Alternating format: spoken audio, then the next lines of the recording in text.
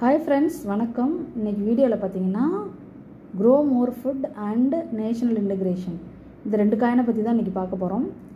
இந்த 2 காயின்லேயுமே சில இம்பார்ட்டண்ட்டு தகவல்களை மட்டும் நான் சொல்கிறேன். என்னென்னா, அதாவது சில நினைவு வகை நாணயங்களில் பார்த்திங்கன்னா ஒரு கருத்தை மையமாக வச்சு, அது வந்து கருப்பொருள்னு சொல்லுவாங்க, ஒரு கருத்தை மையமாக வச்சு சில காயின்லலாம் சில நாணயங்கள் அச்சடித்தாங்க.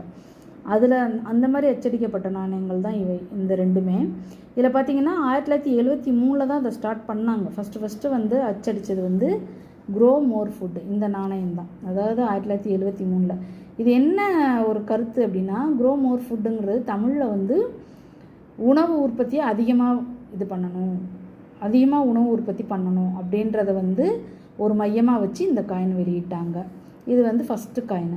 இது பார்த்திங்கன்னா 1982 லாஸ்ட்டாக வெளியிட்டாங்க. என்னென்னா நேஷ்னல் இன்டகிரேஷன்றது தேசிய ஒருங்கிணைப்பு, அதாவது இனம், மொழி, மதம் எல்லாத்தையும் கடந்து மக்கள் எல்லாத்தையும் ஒன்றா ஒருங்கிணைக்கிறது, அதுதான் தேசிய ஒருங்கிணைப்பு.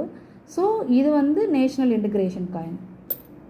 இந்த 2 காயினுமே இதுதான். இது 1973 வெளியிடப்பட்ட ஃபஸ்ட்டு காயின், 1982 வெளியிடப்பட்ட லாஸ்ட் காயின், அதாவது ஒரு கருத்தை மையமாக வச்சு. ஸோ இந்த மாதிரி சில காயின் இந்த மாதிரி அச்சடிச்சிருக்காங்க. ஸோ இதுதான் இந்த வீடியோவில் சொல்லணும்னு நினச்சேன்.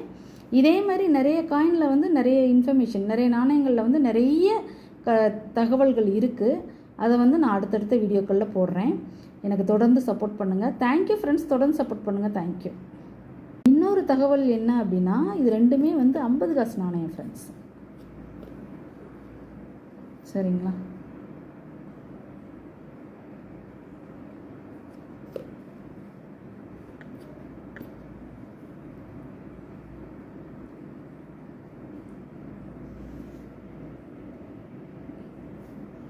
பார்த்துக்கோங்க. ஸோ இந்த மாதிரி நிறைய நாணயங்களில் நிறைய தகவல்கள் இருக்குது. நான் அடுத்தடுத்த வீடியோக்களில் அதை போடுறேன். தேங்க்யூ ஃப்ரெண்ட்ஸ், தொடர்ந்து சப்போர்ட் பண்ணுங்கள். தேங்க்யூ.